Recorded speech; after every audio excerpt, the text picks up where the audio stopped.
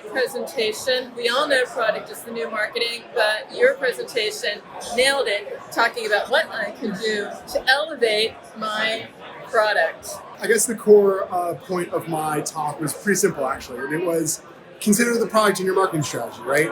You can think about the price of your product or how engaging your messaging is or how optimized your store is, but ultimately, if your app is good, people are going to download it and use it, right? So how do we do that? There's a bunch of ways we can get the product more involved with our marketing strategy. My first point was be a little bit loosey-goosey with your typical acquisition, typical engagement strategies. And the way I like to explain this is your onboarding, if it's after purchase, is an engagement strategy. But if it's before purchase, it's a value prop for acquisition. So think of it as onboarding. Don't think of it as acquisition or engagement, and not both, because it can be both.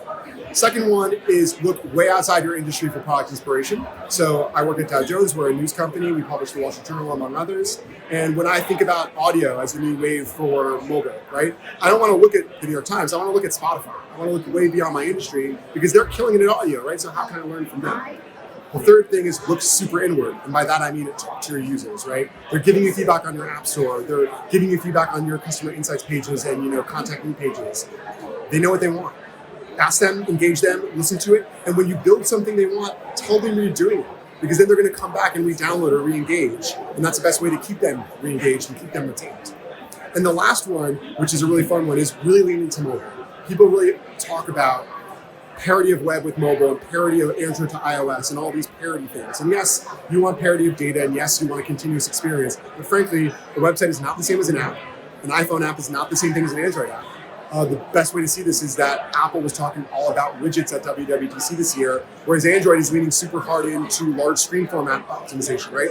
Two different feature sets. Build one for your Android, build one for your iOS, and be okay with that in market.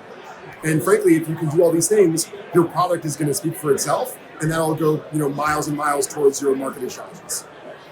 Andrew, I have to say, magnetic, memorable, and actionable. Thank you. Thank you so much. Thank you. Okay.